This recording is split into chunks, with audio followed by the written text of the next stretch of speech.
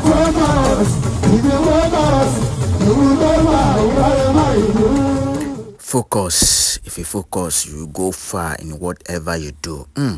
Ọ̀rọ̀ àgbà ìyẹn látẹnu Madiba ìyẹn Kibla fúnra rẹ̀ ẹgbọ́rọ̀ àgbà látẹnu wọn ìyẹn ní pé ẹnikẹ́ni tó bá focus lórí nǹkan tó bá yàn láàyò lórí nǹkan tó bá ń ṣe ó dé dandan kúrò ẹ̀yìn bẹ́ẹ̀ kó lọ síwájú gidi gan ìyẹn nídìí nǹkan tó bá yàn láàyò ẹnikẹ́ni tí ò bá ti lè fojú sójú ọ̀nà tí ò focus tó bá ti lè lose focus á jẹ́ pé onítàn fẹ́ dànù ìyẹn nídìí iṣẹ́ tó yàn láàyò nìyẹn. Ẹ wo ẹ̀yin tèmi nìkan ni ti Obaztv ẹ má jẹ́ ń da yín lágara mo fẹ́ túlẹ̀ kẹ́yìn náà gbọ́ bọ́n ṣe ṣàlàyé àti bọ́n ṣe tú pẹrẹpẹ ọ̀rọ̀ lórí focus ìyẹn nínú live play yìí ẹni tó jẹ́ ìgbà àkọ́kọ́ rèé tẹ́ ń pàdé ìkànnì ìyẹn ti Obaztv ẹ má gbàgbé bá mi subscribe sápá abẹ́kẹ̀dẹ̀ tán notification bẹ́ẹ̀ kẹ́ ẹ lè máa rí olóbó gbà gbogbo gbàtà bá ti ń fi fọ́nrán sójú òpó ayélujára lápá ẹ jẹ́ ń ṣe yín lẹ̀ kẹ́ ẹ lè gbé ẹ̀kúnrẹ́rẹ́ ìyẹn látàpá bí ká tó pàdé inú fọ́nrán mi láìpẹ́ láì jìnnà ẹ ṣé gan kó dàbọ̀.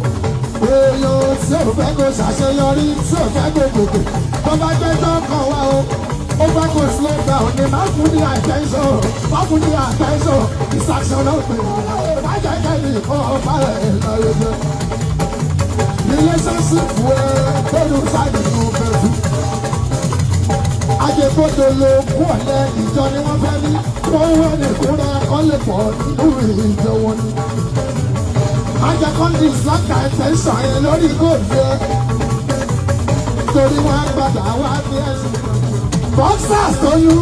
Boxers tolu fọkàn sábàlẹ̀.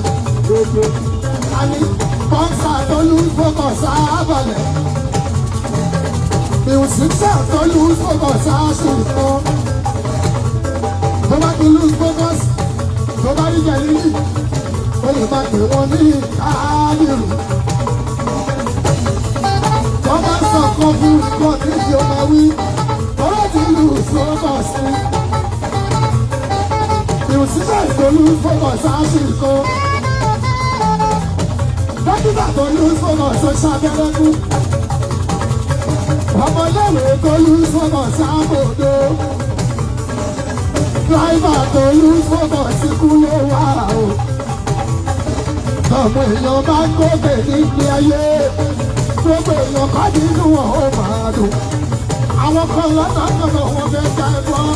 Má lose focus sí ayé yóò kọ́kọ́ ṣẹ́ṣẹ́. Focus, ojú focus.